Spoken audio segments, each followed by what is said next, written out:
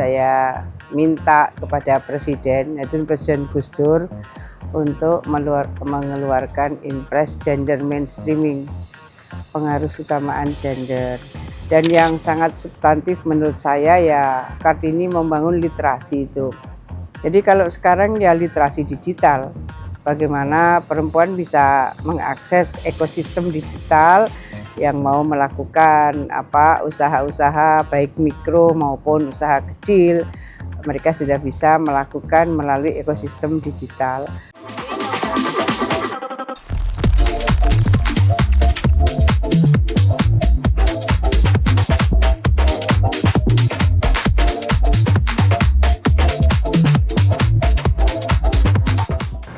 Raden Ajeng Kartini, sosok pahlawan nasional Indonesia sebagai pelopor emansipasi wanita.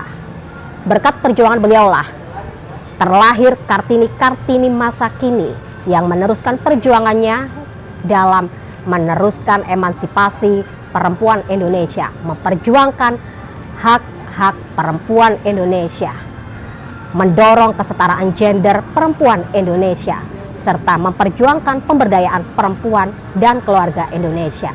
Berkat perjuangannya lah terlahir sosok Kartini masa kini, Khofifa Indar Parawansa, sebagai salah satu cerminan nyata Kartini masa kini yang terus memperjuangkan hak-hak perempuan Indonesia, mendorong kesetaraan gender perempuan Indonesia. Namun tidak banyak yang tahu di balik perjuangan Gubernur Jawa Timur sebelum menjabat sebagai orang nomor 1 di Jawa Timur. Sebelum kita membahas lebih detail, kita saksikan bersama Viti berikut ini. Sosok Khofifa Indar Parawansa menjadi salah satu representasi perempuan Indonesia yang berhasil menembus ruang-ruang strategis kepemimpinan nasional, sejalan dengan semangat emansipasi yang diwariskan Raden Ajeng Kartini. Sebelum menjabat sebagai gubernur dan menteri, Khofifa telah meniti karir politik panjang di parlemen. Ia pernah dipercaya sebagai pimpinan fraksi Partai Persatuan Pembangunan DPR RI periode 1992 hingga 1997, serta menjabat pimpinan Komisi 8 DPR RI pada tahun 1995 hingga 1997. Karirnya berlanjut sebagai anggota Komisi 2 DPR RI pada 1997 hingga 1998, hingga kemudian dipercaya menjadi Wakil Ketua DPR RI pada tahun 1999. Pada tahun yang sama, Khofifa juga mengemban amanah sebagai Sekretaris Fraksi Partai Kebangkitan Bangsa di MPR RI. Kiprahnya semakin menonjol ketika pada tahun 1999 hingga 2001 ia ditunjuk oleh Presiden Abdurrahman Wahid atau Gus Dur sebagai Menteri Negara Pemberdayaan Perempuan dalam Kabinet Persatuan Nasional.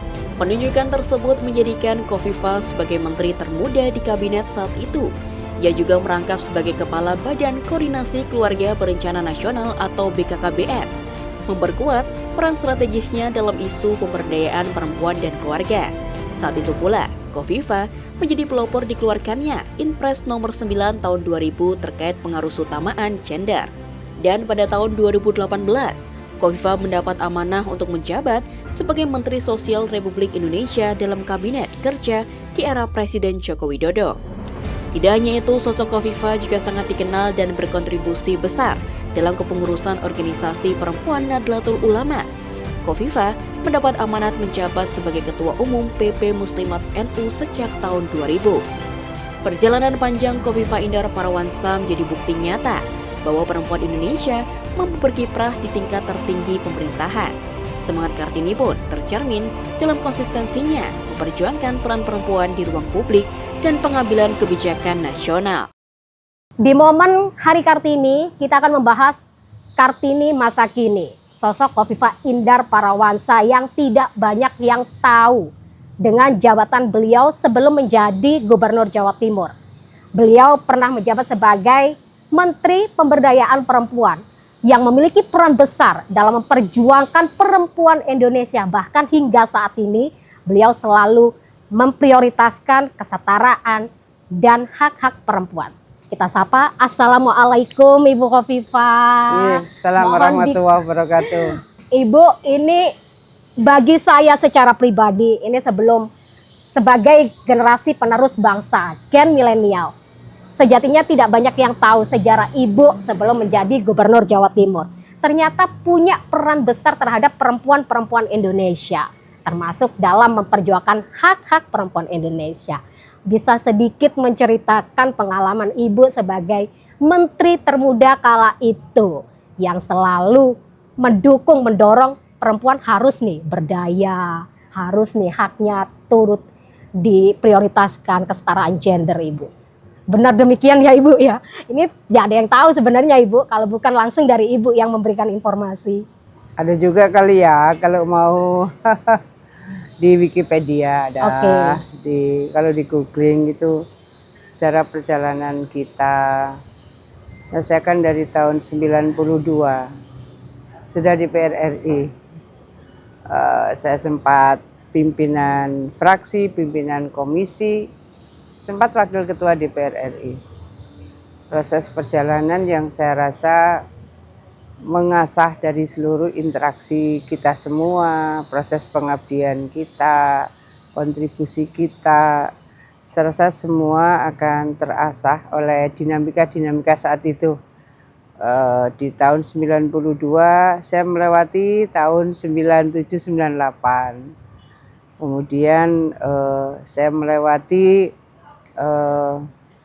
tahun reformasi dan Gus Dur memberikan kesempatan saya untuk menjadi Menteri Pemberdayaan Perempuan. Jadi di tahun 2000 itulah saya minta kepada Presiden, yaitu Presiden Gus Dur, untuk mengeluarkan Impres Gender Mainstreaming, pengaruh utamaan gender. Pada saat yang sama kan saya juga Kepala BKKBN. Kepala BKKBN sangat banyak bersentuhan dengan kesehatan reproduksi perempuan, termasuk kesehatan reproduksi remaja. Itu menjadi penting karena seorang Raden Ajeng Kartini wafat pada usia muda karena komplikasi persalinan. Oke. Maka kesehatan reproduksi perempuan dan kesehatan reproduksi remaja itu menjadi bagian yang sangat penting untuk kita renungkan kembali di bulan-bulan April seperti sekarang. Nah, ini mungkin teman-teman semuanya tidak ada yang tahu jejak digital walaupun hanya dari Wikipedia, namun ini langsung dari orangnya. Ibu, ini cukup menjadi sejarah, termasuk saya. Mungkin saya tidak bisa duduk di sini bukan karena peran Ibu juga ketika ada kesetaraan gender. Ada nggak sih Bu gambaran-gambaran yang bagi Ibu ini kalau saya lihat juga termasuk sekarang Ibu itu selalu merangkul para ojol, ya kan? Para ibu-ibu yang dibawa memberikan semangat, bahkan banyak sekali nih Kartini-Kartini di lapangan yang selalu dingin ke Ibu. Ada nggak sih Bu pengalaman-pengalaman yang mungkin selalu Ibu berikan untuk memberikan spirit kepada Raden Ajeng Kartini itu melakukan penguatan UMKM luar biasa. Bukan hanya perempuan, tapi juga laki-laki. Para pengukir di Rembang diberikan penguatan oleh Raden Ajeng Kartini. Jadi melihat seorang Era Kartini ya melihat juga peran-peran penguatan UMKM dan berarti penguatan ekonomi, penguatan kesejahteraan yang dilakukan oleh seorang R.A. Kartini. Jadi siapapun yang sebetulnya memberikan penguatan dan pelakunya sendiri, pelaku UMKM, menurut saya dia juga mengikuti jejak penguatan kemandirian yang dilakukan oleh Raden Ajeng Kartini. Kalau kita juga masih punya problem terhadap literasi, maka itu juga bagian dari perjuangan seorang Raden Ajeng Kartini. Jadi memang pikirannya jauh melampaui batas-batas dari kondisi sosial geografis pada saat itu. Kenapa saya sebut sosial geografis? Karena surat-surat Raden Ajeng Kartini yang menembus batas negara. Jadi saya rasa apa yang kita lihat dari semangat seorang perempuan Raden Ajeng Kartini untuk memberikan pendidikan kepada perempuan, memberikan penguatan ekonomi baik laki-laki maupun perempuan, membangun komunikasi bilateral itu luar biasa. Jadi artinya ayo bergerak, ayo semangat dan ayo saling menguatkan. Oke, Ibu Khofifah ini adalah salah satu cerminan nyata Raden Ajeng Kartini masa kini, yang menjadi salah satu kiblat bagi para perempuan. Nah, enggak juga, biasa-biasa aja. Mungkin jadi kiblat memotivasi kita menjadi salah satu sosok yang bahwa perempuan itu bisa, perempuan itu layak dan punya tempat. Namun sebelum kita membahas lebih panjang lagi bagaimana gambaran Kartini masa kini di era saat ini, di era digital, kita akan bahas lagi setelah jeda pariwara berikut ini. Jawa Timur, gerbang baru Nusantara.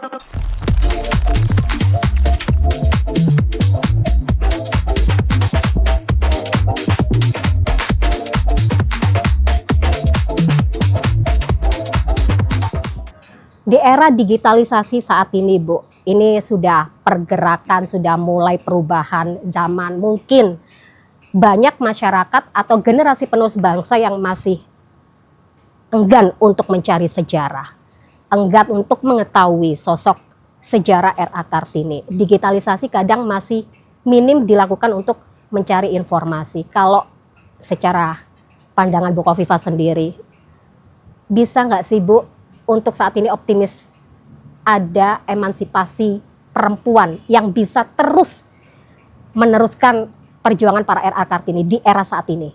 Banyak sekali menurut saya.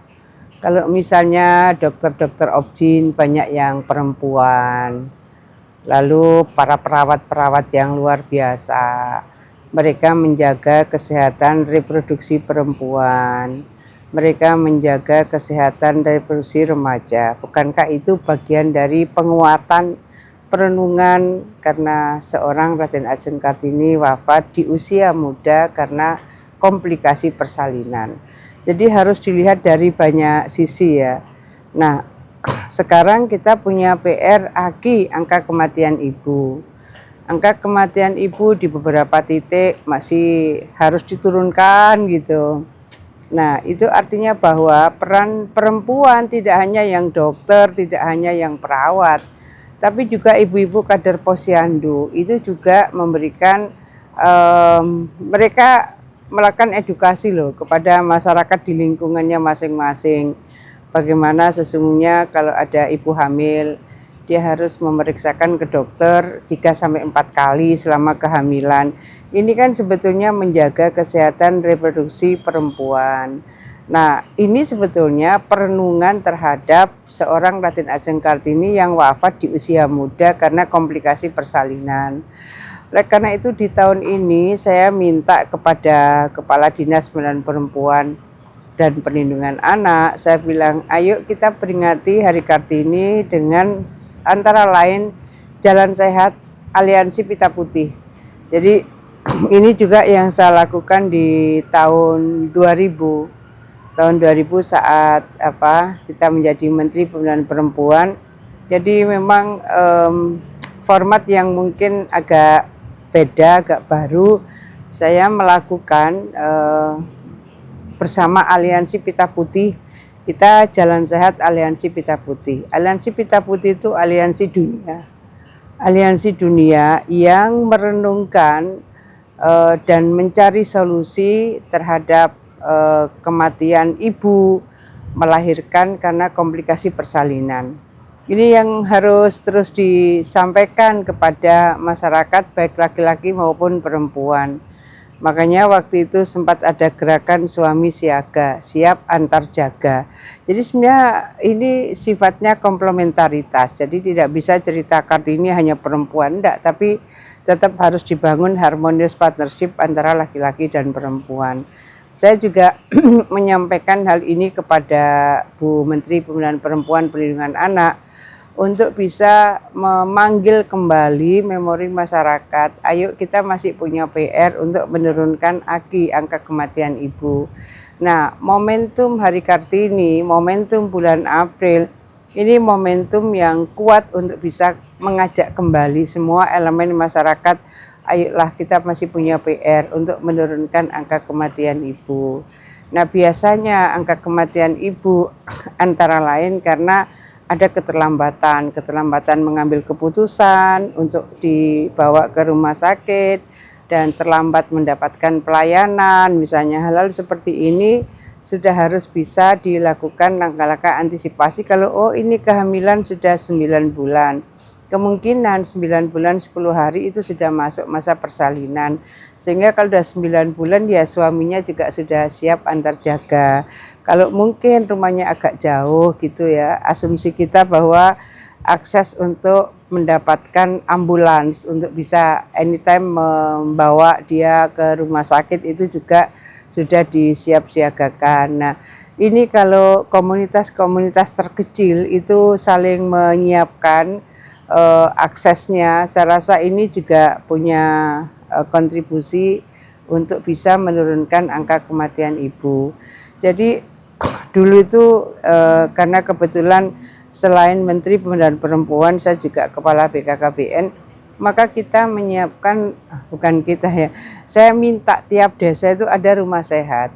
Rumah sehat itu kalau misalnya enggak ada polindes, kalau enggak ada polindes ada rumah sehat, di mana mereka sesungguhnya disiagakan untuk memberikan layanan-layanan yang bersifat emergensi itu. Jadi memang diharapkan kalau di rumah sehat itu sebelum ada polindes, ya ada kendaraan, syukur kalau bisa ambulans gitu.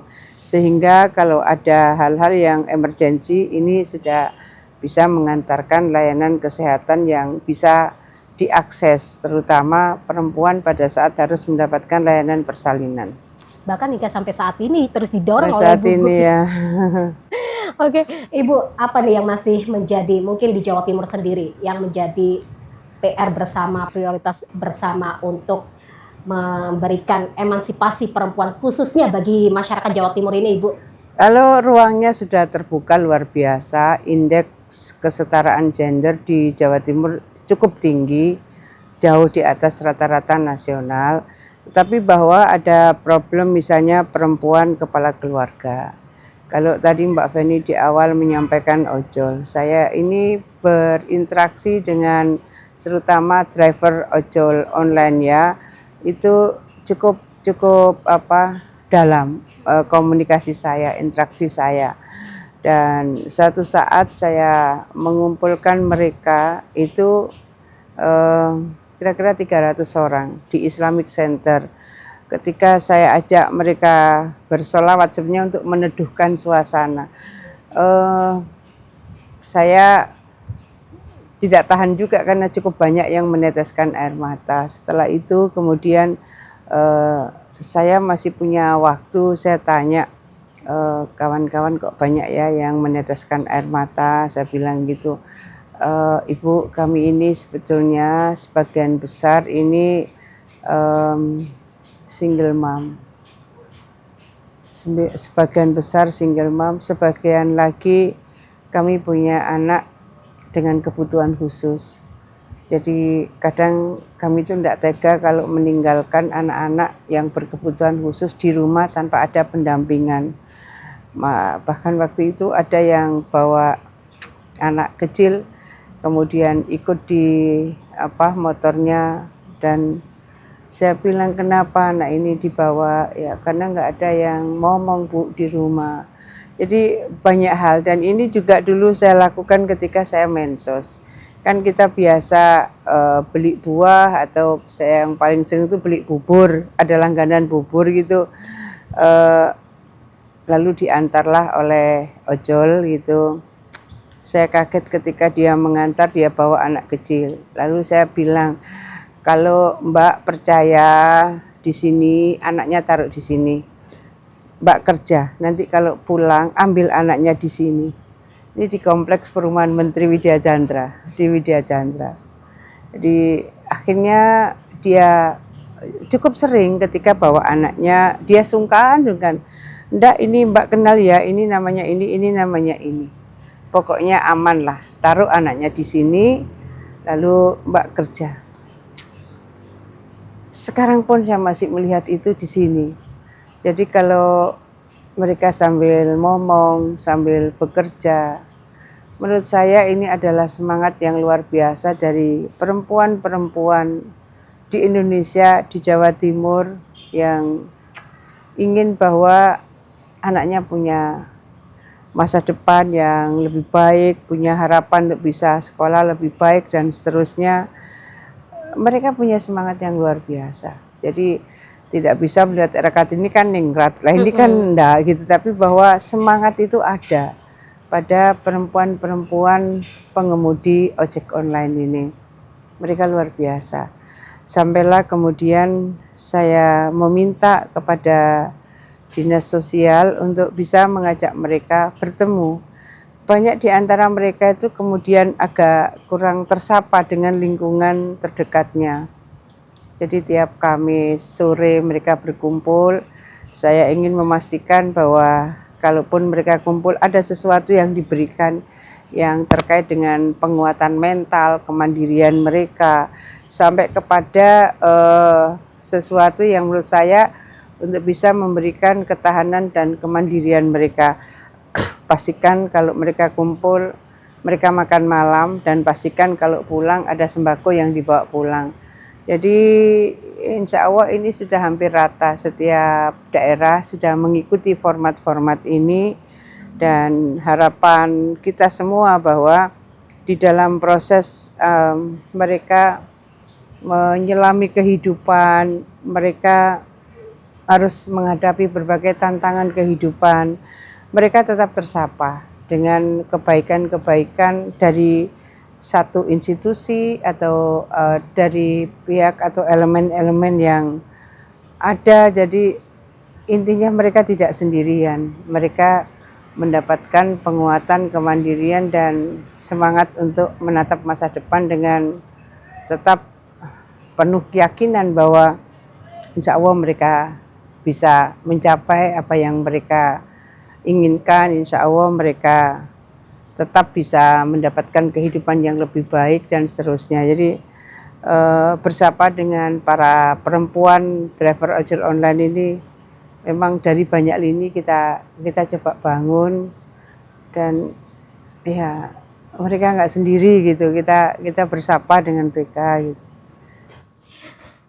Dan itu yang dilakukan oleh gubernur perempuan pertama di Jawa Timur.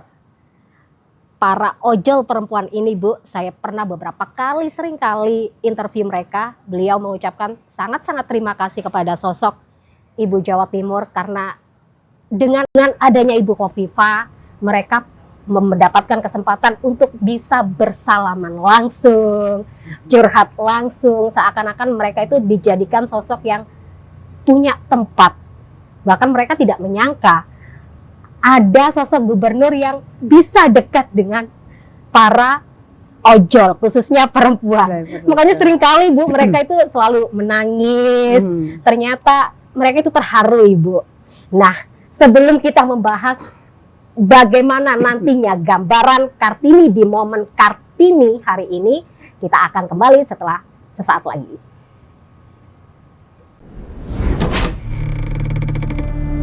Jawa Timur, Gerbang Baru Nusantara.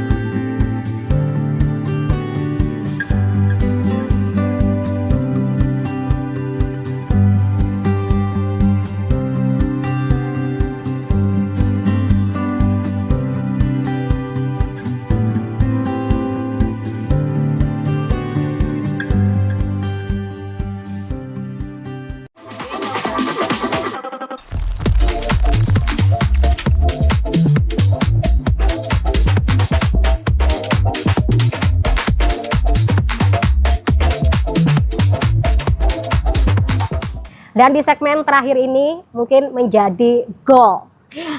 Bagaimana gambaran dari sosok Ibu Jawa Timur, Ibu Khofifah Indar Parawansa yang terkenal dekat dengan masyarakat, khususnya bagi para Kartini-Kartini masa kini. Makna Kartini, Ibu? Ya, tadi yang di awal saya sampaikan bahwa sosok yang terus memberi, menyemangati, dan membuka ruang tanpa batas. Jadi artinya bahwa sampai Kartini kemudian bersurat pada kawannya di Belanda, itu kan ya ini sesuatu sekali di saat itu. Oleh karena itu komunikasi-komunikasi bilateral yang dilakukan oleh seorang Era Kartini itu artinya bahwa komunikasi yang membangun semangat, komunikasi yang bisa menguatkan jejaring-jejaring yang bisa kita akses. Nah, itu referensi yang luar biasa bagi kita semua, bukan hanya bagi perempuan. Tapi bahwa kembali Era Kartini dengan begitu telatennya memberikan penguatan pada pengukir-pengukir ya, di area sekitar rumahnya, itu sesuatu sekali. Dia ingin bahwa ukiran-ukiran hasil seni dari Rembang itu terus mengalami peningkatan dan marketnya bisa bagus, harganya bagus, maka akan memberikan penguatan kesejahteraan tidak hanya bagi perempuan tapi juga bagi laki-laki. Dan yang sangat substantif menurut saya ya Kartini membangun literasi itu.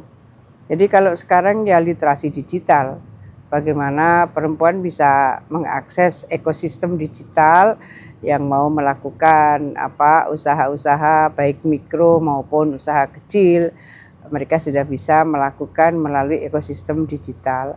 Jadi literasinya berbeda antara literasi zaman Era Kartini dan literasi zaman sekarang. Tapi intinya bahwa membuka jendela dunia. Membuka jendela dunia melalui membaca. Sekarang membuka jendela dunia melalui membaca dan ekosistem digital. Jadi ini sebetulnya menjadi referensi kita semua bahwa mencari ilmu itu minal mahdi ilal lahdi. Dari buayan, ayunan sampai kemudian ke liang lahat. Pada posisi seperti ini jangan pernah berhenti untuk mencari ilmu. Ilmu apa saja. Berusaha itu juga butuh ilmu, butuh koneksi, butuh jejaring, butuh market dan seterusnya. Dan itu harus dilihat sebagai satu kesatuan bahwa Allah itu memberikan pilihan-pilihan kehidupan yang banyak, mana yang kemudian paling dekat dan paling berkesesuaian dengan potensi kita. Kenali potensi diri itu juga bukan sesuatu yang mudah. Oleh karena itu berinteraksi dalam satu kelompok-kelompok itu akan ketemu. Oh iya, saya sebetulnya mampu, tapi saya belum eksplor kemampuan saya. Oh iya, saya kenapa ya? Kok ini saya kurang maksimal, kawan-kawan bisa maksimal. Oh berarti saya harus belajar. Kalau itu Imam Al-Ghazali menyebut ada rajulun yadri annahu yadri. Dia tahu bahwa dia punya kemampuan, dia akan maksimalkan. Tapi ada rajulun yadri annahu la yadri. Dia tahu bahwa dia tidak mampu, dia mau belajar. Ada rajulun la yadri annahu yadri. Dia nggak tahu bahwa dia punya kemampuan. Kalau dia dalam sebuah entitas maka itu akan terekspor. Wah ternyata saya mampu ya, ternyata saya bisa ya. Saya kok nggak tahu ya kalau saya ternyata punya banyak kemampuan. Nah kemampuan itu terasah ketika dia dalam satu kelompok. Tapi ada rajulun la yadri annahu la yadri. Dia tidak tahu bahwa dia tidak mampu. Karena mungkin juga tidak ada tempat yang dia bisa berinteraksi dan mengasah. Nah kalau dia kemudian cepat berinteraksi, yang semula dia tidak tahu bahwa dia tidak mampu, maka dia kemudian akan terbuka pikirannya bahwa oh iya ini bisa, insya Allah saya bisa, saya harus mencoba dan seterusnya. Nah ini 4 prototipe manusia seperti ini saya rasa kita akan menemukan di mana saja. Maka tugas kita juga memberikan pemberdayaan. Jadi pemberdayaan itu menjadi sesuatu yang sangat penting di bidang apa saja. Ada pemberdayaan di bidang ekonomi, di bidang pendidikan, di bidang sosial. Dan itu bisa dilakukan oleh siapa saja tanpa harus menunggu siapa-siapa. Ya, di lingkup terkecil kita bisa memulai. Ya. Yang penting semangatnya Ya, dan kemauan. harus berhusnudzon terhadap Rahman Rahimnya Allah. Kita tetap harus berprasangka baik bahwa Allah akan menurunkan kasih sayangnya kepada kita semua. Jangan pernah bersuudzon. Jadi nggak mungkin Allah nggak akan kasih kita. Nah itu jangan. Jadi harus berhusnudzon, berprasangka baik terhadap Rahman Rahimnya Allah. Kata Allah menurut hadis qudsi, ana inda dzanni abdi bi. Allah menyampaikan bahwa aku akan memberikan apa yang diprasangkakan oleh hambaku. Ini hadis qudsi. Oleh karena itu tetaplah berprasangka baik bahwa kalau hari ini belum sukses, mungkin Allah masih akan memberikan kesempatan di sektor yang lain atau di waktu yang lain atau pada dimensi yang lain. Tetapi bahwa tetaplah berpositif thinking terhadap kasih sayangnya Allah. Berpositif thinking terhadap kasih sayangnya Allah. Penting. Barusan diingatkan oleh Bu Kofifa karena memang sangatlah penting. Berpositif thinking itu akan membawa aura positif bagi kita dan lingkungan sekitar kita. Termasuk di era digital saat ini, ketika kita tidak asal menyerap hal-hal yang tidak sesuai, itu niscaya tidak akan membawa kita ke hal-hal yang buruk dan mengikuti arus yang tidak positif. Dan penting juga tadi pesan dari Bu Kofifa, paling utama adalah positive thinking, percaya diri pada diri kita sendiri, dan insya Allah Allah akan selalu membantu bagi orang-orang yang memiliki pemikiran positif. Saya Nurul Faini beserta segenap kru yang bertugas mengucapkan terima kasih dan sampai jumpa. Acara ini dipersembahkan oleh dan didukung oleh